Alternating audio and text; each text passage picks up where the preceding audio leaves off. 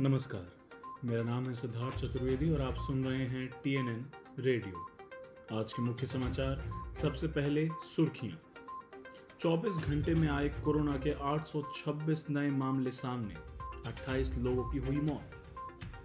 दिल्ली सरकार ने कोरोना के गंभीर रोगियों के लिए प्लाज्मा तकनीक के लिए दी मंजूरी। कांग्रेस नेता राहुल गांधी ने लॉकडाउन को बताया किसी पॉज बटन जैसा। कहा लॉकडाउन संक्रमण रोकने का हल नहीं। दक्षिण कोरिया में राष्ट्रपति मून जे इन की पार्टी ने जीता चुनाव, मिली 300 में से 163 सीटें। अमेरिकी विदेश मंत्री माइक पोम्पियो ने चीन राजनयिक से फोन पर बात कर कोरोना वायरस की उत्पत्ति से जुड़ी जानकारी देने में पूरी पारदर्शिता बरतने की मांग। अब खबरें विस्तार से। स्वास्थ्य और परिवार कल्याण मंत्रालय ने आज बताया कि देश में कोरोना वायरस के कुल मामलों की संख्या बढ़कर 12,760 हो गई है। इन कोरोना मामलों में 10,824 सक्रिय मामले हैं और 1,514 लोगों को इलाज के बाद अस्पताल से छुट्टी दे दी गई है। देश भर में कोरोना से अब तक 420 लोगों की मौत हो गई है। इसके साथ ही स्वास्थ्य मंत्रालय ने बताया कि कोरोना के मामलों में वृद्धि और मृत्यु दर में कमी देखी जा रही है। 24 घंटे में कोरोना के 826 नए मामले सामने आए हैं और 28 लोगों की मौत हुई। स्वास्थ्य मंत्रालय के संयुक्त सचिव लव अग्रवाल ने कहा कि हमारी इस लड़ाई में अब तक फील्ड स्तर पर किए गए एक्शन के तहत 325 जिले ऐसे हैं जहां पर कोई भी केस नहीं आया है। 17 राज्यों में ऐसे 27 जिले हैं जहां पिछले 14 दिनों से कोई पॉजिटिव केस नहीं आया है। हमारी मृत्यु दर अगर 3.3% है तो जो लोग अब तक ठीक हुए हैं उसका प्रतिशत 12.02 के आसपास है। दिल्ली के सीएम केजरीवाल ने गुरुवार को कोरोना पर जानकारी देने के लिए डिजिटल प्रेस वार्ता कर बताया कि दिल्ली के 57 इलाकों में ऑपरेशन शील्ड चल रहा है। वहीं उन्होंने यह भी कहा कि दिल्ली सरकार ने कोरोना के गंभीर रोगियों के लिए प्लाज्मा तकनीक के लिए मंजूरी दे दी है। इस तकनीक के इस्तेमाल से उम्मीद है कि कोरोना के इलाज में एक नई दिशा मिल सकती है। अगर सब कुछ सही दिशा में बढ़ा तो आने वाले दिनों में कोरोना का इलाज इससे काफी हद तक संभव हो पाएगा। केजरीवाल ने कहा कि हमारे डॉक्टर 3 से 4 दिन के अंदर ट्रायल करेंगे। उन्होंने बताया कि हमने केंद्र सरकार से प्लाज्मा टेस्ट के लिए इजाजत मांगी थी जो मिल गई है। अगर सफल हुए तो इससे सीरियस मरीज का इलाज करने में सफल हो सकेंगे। इसमें ऐसा व्यक्ति जो कोरोना से ठीक हो गया है वह रक्तदान करता है, उसके खून में से प्लाज्मा निकाला जाता है और वह प्लाज्मा को किसी दूसरे मरीज में डाल दिया जाता है जो इस बीमारी से पीड़ित है।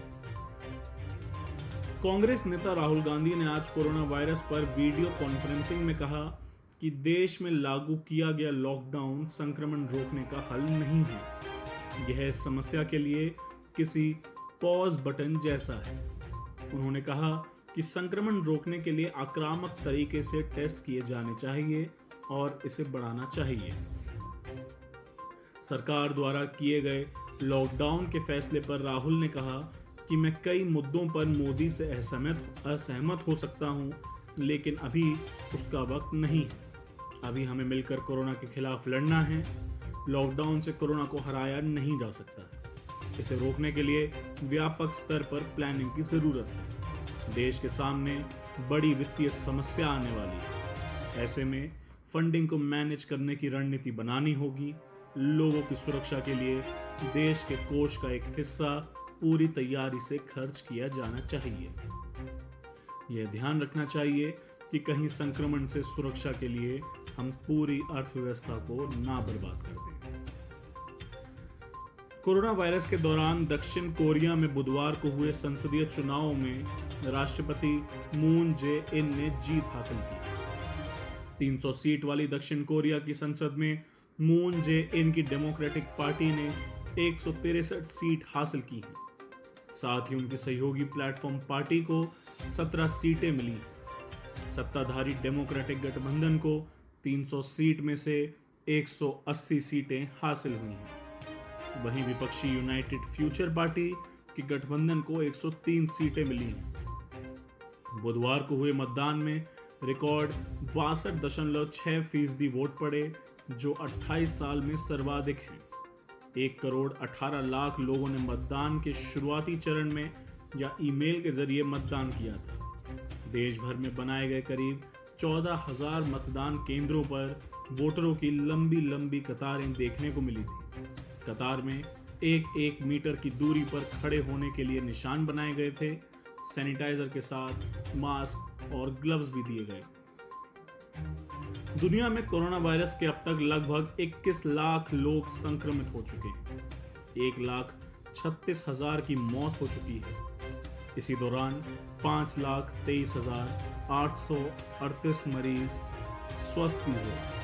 वहीं यूरोप में सबसे ज्यादा प्रभावित देश इटली, स्पेन और फ्रांस है। महाद्वीप में अब तक 90,000 जान गई हैं, जो कुल मौतों का 65% है।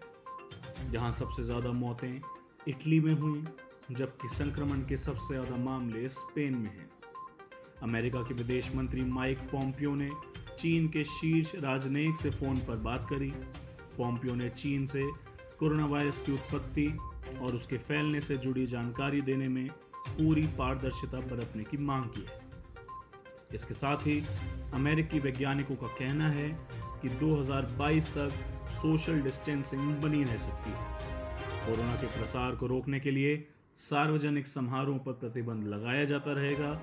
इसके लिए सोशल डिस्टेंसिंग जैसे कदम कुछ सालों तक रुक कर लगाने पड़ सकते हैं। आज के लिए इतना ही। मेरा नाम है सिद्धार्थ चतुर्वेदी और आप सुन रहे थे TNN रेडियो। धन्यवाद।